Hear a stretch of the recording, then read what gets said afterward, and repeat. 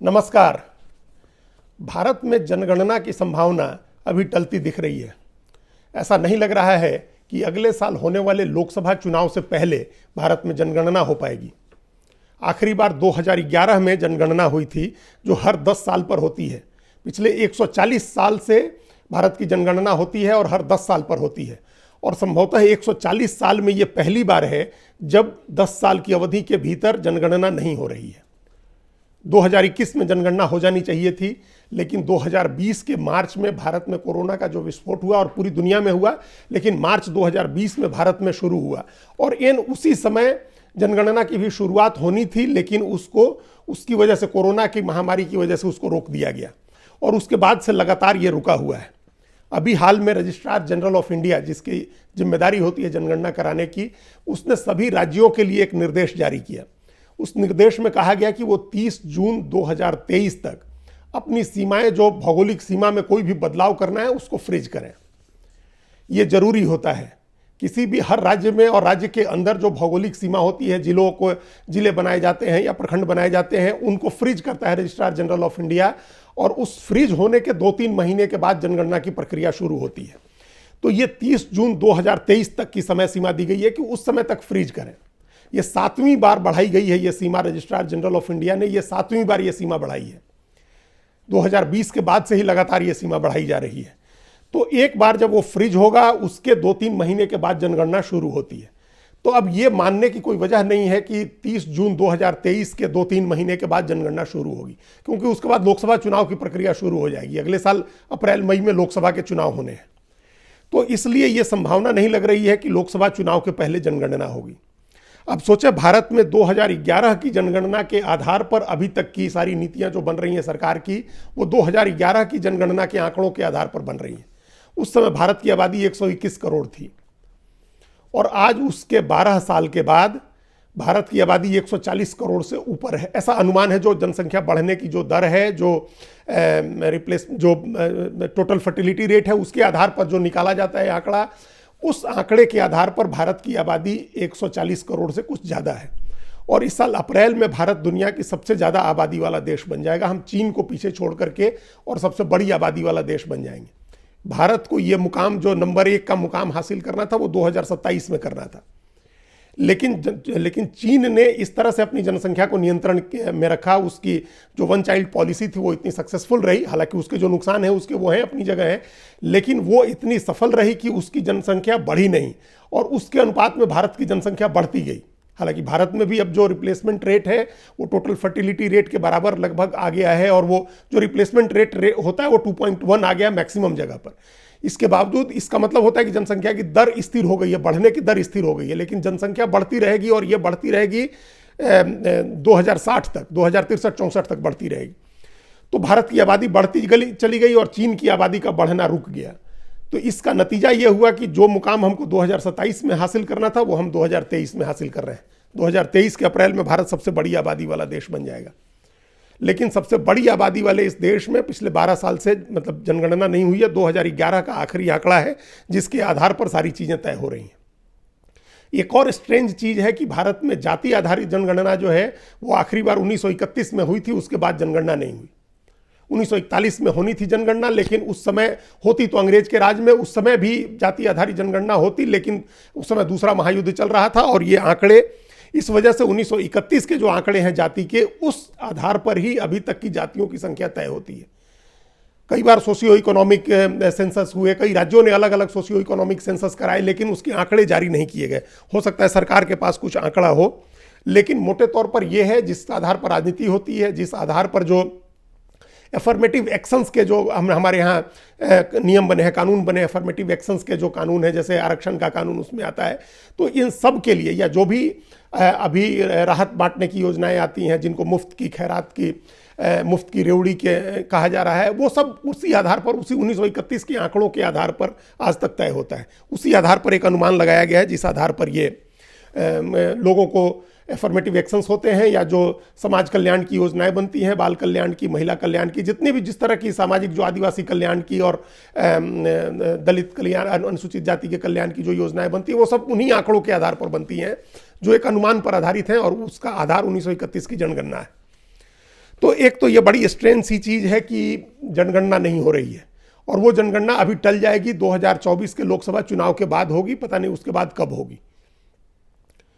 और ये स्ट्रेंज इसलिए है, ये बहुत विडंबना इसलिए है क्योंकि 2020 में जब से जनगणना का काम बंद हुआ उसके बाद से कई राज्यों में चुनाव हो चुके हैं। 2020 में 2 राज्यों में चुनाव हुए, हालांकि एक राज्य कोरोना के पहले हो गया था, लेकिन बिहार जैसे बड़े राज्य में चुनाव हुआ।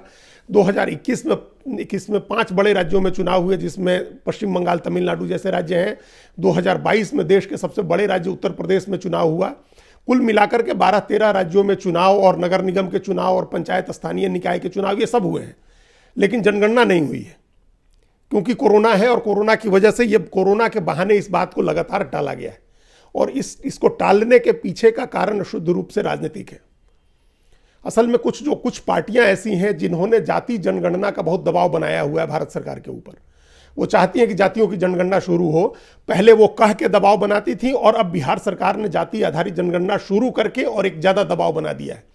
भारत सरकार के ऊपर एक दबाव है कि वो जाति की जनगणना भी कराए, साथ के साथ सोशियो इकोनॉमिक, जिसको सेंसस बोलते हैं, वो साथ साथ कराया जाए, जातियों की संख्या पता चले और उनकी आर्थिक स्थिति का पता चले। भारत सरकार के लिए बड़ी दुविधा की स्थिति इस वजह से है कि जातियों की संख्या आने के बाद कम से कम एक चुनाव पूरी तरह से जाति पर चला जाएगा, कम से कम एक चुनाव, उसके बाद भी हो सकता है। सबको ध्यान है कि मंडल की राजनीति, जब मंडल कमीशन की रिपोर्ट लागू हुई थी और उस समय जब बताया गया कि ये मंडल में ये जो ओबीसी जातियां हैं, जो अन्य पिछड़ी जातियां हैं, उनकी आबादी 52% है, हालांकि ये भी 1931 की जनगणना पर ही आधारित है। तो उसके बाद याद करें राजनीति कैसे प्रभावित हुई थी। इसकी काट में ही, इस मंडल की काट में ही कमंडल की राजनीति हुई थी, मंदिर की राजनीति हुई थी। तो आज अगर फिर से वो भूत निकलता है, ओबीसी आबादी 52% या 54% निकलती है और उस पर मुहर लगती है, जाति जनगणना के से आधिकारिक मुहर लगती है, तो राजनीति बहुत बुरी तरह से प्रभावित होगी। फिर ये जो मंदिर की राजनीति है या जो हिंदुत्व की राजनीति हो रही है, उसको झटका लगेगा, उस आधार पर पॉलिटिक्स करने में मुश्किल आएगी। तो ये भारतीय जनता पार्टी के लिए एक बड़ी चिंता की बात हो जाएगी। यही कारण है कि उसने, ये संभवतः ऐसा लग रहा है कि उसकी वजह से ही जनगणना को भी टाला गया है कि जनगणना अगर कराते हैं, शुरू कराते हैं और जाति की जनगणना नहीं होती है, तो जो कई विपक्षी पार्टियां, खासतौर से जो क्षेत्रीय पार्टियां हैं, जिनमें राष्ट्रीय जनता दल यू, समाजवादी पार्टी, इस तरह की पार्टियां हैं, इनका दबाव बढ़ेगा। डीएमके, यहाँ तक कि डीएमके, जेडीएस, इन तमाम पार्टियों का दबाव बढ़ेगा। तो इस वजह से जनगणना टाल दी गई है। लेकिन बिहार में उसी समय जाति आधारित जनगणना शुरू हो गई है। 7 जनवरी को बिहार में जाति आधारित जनगणना शुरू हुई, जो 2 चरण में अप्रैल के अंत तक पूरी होगी। पहले चरण में मकानों की गिनती होगी, उन मकानों की नंबरिंग होगी, और उसके बाद दूसरे चरण में जातियों की गिनती होगी और उनकी आर्थिक स्थिति का पता लगाया जाएगा। तो बिहार में जो 2 पार्टियां इस समय सरकार चला रही हैं, राष्ट्रीय जनता दल और जनता दल यू, दोनों इस जाति की राजनीति की चैंपियन खिलाड़ी हैं। दोनों मंडल की राजनीति से निकली हुई पार्टियां हैं दोनों। जनता दल से, जो ओरिजिनल जनता दल था, बीपी सिंह और चंद्रशेखर देवीलाल जिसके नेता थे, उसमें से निकल करके ये दोनों पार्टियां बनी हैं। और इनकी राजनीति पूरी तरह से मंडल की जातियों के इर्द गिर्द घूमती है। ओबीसी, मतलब अन्य पिछड़ी जातियां, उसमें फिर अति पिछड़ी जातियां, और फिर दलित, उसमें महादलित, इसके इर्द गिर्द इनकी राजनीति घूमती है। तो इनके लिए ये अच्छा है। बिहार उन राज्यों में से है जो मैक्सिमम ओबीसी आबादी वाले राज्य हैं। हो सकता है कि जो राष्ट्रीय औसत बताया गया, जो मंडल आयोग की रिपोर्ट के समय कहा गया था कि 52% ओबीसी हैं, उससे ज्यादा ओबीसी बिहार में निकले। और तो उसका असर, उसका सीधा फायदा आरजेडी और जेडीयू का जो महागठबंधन है उसको होना है। बीजेपी वहां इसमें नुकसान में रहनी है। हालांकि बीजेपी भी इसका श्रेय ले रही है। बीजेपी के सबसे बड़े नेता सुशील मोदी बार बार कह रहे हैं कि एनडीए के समय इसका डिसीजन हुआ था, आरजेडी नहीं थी, जेडीयू बीजेपी की जब सरकार थी तब इसका डिसीजन हुआ था। लेकिन वहीं बीजेपी के कुछ दूसरे नेता हैं, जो विधायक दल के नेता हैं, जैसे विजय कुमार सिन्हा, वो इसका विरोध कर रहे हैं। उनका कहना है कि समरस समाज बनाने के लिए जाति आधारित गिनती की बजाय सिर्फ आर्थिक स्थिति का पता लगाया जाता। तो ये अपना बीजेपी अभी अपना पॉलिसी वो नहीं फ्रेम कर पा रही है, उसको ये नहीं, उनको लोग तय नहीं कर पा रहे हैं कि इस पर क्या करना है, इसका कैसे क्रेडिट लेना है, आगे बढ़ के इसमें शामिल होना है या इसे दूरी बनानी है। ये दुविधा है, और यही राष्ट्रीय स्तर की दुविधा है। बिहार में तो जाति आधारित जनगणना का लाभ मिल जाएगा जो सत्तारूढ़ दल है, लेकिन अगर राष्ट्रीय स्तर पर इस तरह के आंकड़े आते हैं तो हो सकता है कि जो सत्तारूढ़ दल है यानी भारतीय जनता पार्टी को नुकसान भी हो जाए। इसके अलावा और भी कई इसमें आशंकाएं हैं। ओबीसी की आबादी का जो आंकड़ा आएगा वो आएगा, अगर मान लीजिए ये भी कहा जा रहा है, ये भी एक आशंका जताई जा रही है कि अगर राष्ट्रीय स्तर पर ओबीसी की आबादी कम हो गई, जो ओबीसी समूहों का दावा है कि 52% से ज़्यादा होगा, वो अगर घट गया, वो कम हो गया, तब क्या होगा? अगर जो एससी आबादी बढ़ गई या एसटी आबादी बढ़ गई, या जो सामान्य वर्ग है, जनरल कास्ट, जो अगली जातियां जिनको कहते हैं, उनकी आबादी बढ़ गई, फिर क्या होगा? मुस्लिम आबादी का आंकड़ा कैसे आएगा और उसका क्या असर होगा? मुस्लिम आबादी में भी जो ओबीसी हैं वो किस तरह से सामाजिक राजनीतिक स्थिति को प्रभावित करेंगे? तो ये सब तमाम चीज़ें हैं, कई तरह की। ये चुनाव से पहले, ये जो अगले साल चुनाव होना है लोकसभा का, उससे पहले ये जाति आधारित जनगणना करा करके सरकार कोई जोखिम नहीं लेना चाहती है, भारतीय जनता पार्टी कोई जोखिम नहीं लेना चाहती है। इसी की वजह से कि कहीं जाति जनगणना को लेकर के मुद्दा उठे, दबाव बने, उसी वजह से संभवतः जनगणना का फैसला ही टाल दिया गया है कि जनगणना अब अगले साल लोकसभा चुनाव के बाद ही होगा। इसकी संभावना ज़्यादा दिख रही है। लेकिन अगर बिहार में जो टोन सेट होगा, बिहार में जो जाति जनगणना के आंकड़े आएंगे, उन आंकड़ों का भी राष्ट्रीय स्तर की राजनीति पर असर होगा। ये जो बिहार का आंकड़ा होगा वो उत्तर प्रदेश से लेकर के मध्य प्रदेश, ये समूचे हिंदी पट्टी को प्रभावित करेगा, क्योंकि दक्षिण के राज्यों में अपना सामाजिक आर्थिक आंकड़ा उनके पास है। लेकिन बिहार का जो आंकड़ा आएगा, जिसमें अगर ओबीसी की बड़ी आबादी आती है, 52-54% से ज़्यादा आती है, और बेहद खराब आर्थिक स्थिति अगर उनकी पता चलती है, उनकी सोशियो इकोनॉमिक कंडीशन उनका बहुत खराब निकलता है, तो उसके आधार पर ही अनुमान लगाया जाएगा कि झारखंड की कैसी स्थिति है, मध्य प्रदेश की कैसी है, उत्तर प्रदेश की या बाकी हिंदी पट्टी की या उत्तर भारत के जो राज्य हैं उनकी स्थिति कैसी है। तो एक बार नए सिरे से फिर जातियों का, अन्य पिछड़ी जातियों का ध्रुवीकरण हो सकता है। जो मंडल के मसीहा हैं, दोनों सबसे बड़े मसीहा बिहार में हैं, नीतीश कुमार और लालू प्रसाद यादव। लालू यादव के बेटे तेजस्वी यादव भी जाति की राजनीति में अब माहिर हो गए हैं, और उत्तर प्रदेश में अखिलेश यादव भी उसी राजनीति के खिलाड़ी हैं। तो वो एक जो अभी उपजातियों की गिनती नहीं हो रही है, तो इसका मतलब है कि डिवीजन जो कास्ट का होगा ओबीसी के भीतर, वो नहीं सामने आएगा। तो एक बार वो आंकड़ा आए, उस आंकड़े के आधार पर आगे क्या राजनीति होती है वो बहुत दिलचस्प होगी राजनीति, और उसका असर इस साल जो 10 चुनाव हैं उन चुनावों पर भी होगा। जो भी चुनाव अप्रैल के बाद, मई के बाद जब आंकड़े आएंगे, बचे रहेंगे, उन सब पर असर होगा। और ध्यान रहे कि उसी समय राजस्थान, मध्य प्रदेश और छत्तीसगढ़ के चुनाव होने हैं। राजस्थान में भी एक बार सोशियो इकोनॉमिक जनगणना हुई थी और उस समय कांग्रेस की सरकार थी, लेकिन उस समय जातियों का आंकड़ा बाहर नहीं आया था, सामने सार्वजनिक नहीं किया गया था। तो बिहार का जो आंकड़ा आएगा, उसके आधार पर इन तमाम राज्यों में राजनीति होगी, और बहुत दिलचस्प राजनीति होगी।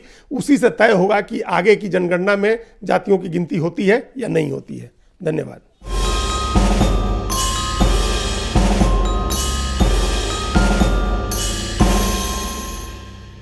कृपया हमारे चैनल के साथ जुड़िए, लाइक कीजिए, सब्सक्राइब कीजिए, बेल आइकॉन जरूर दबाइए।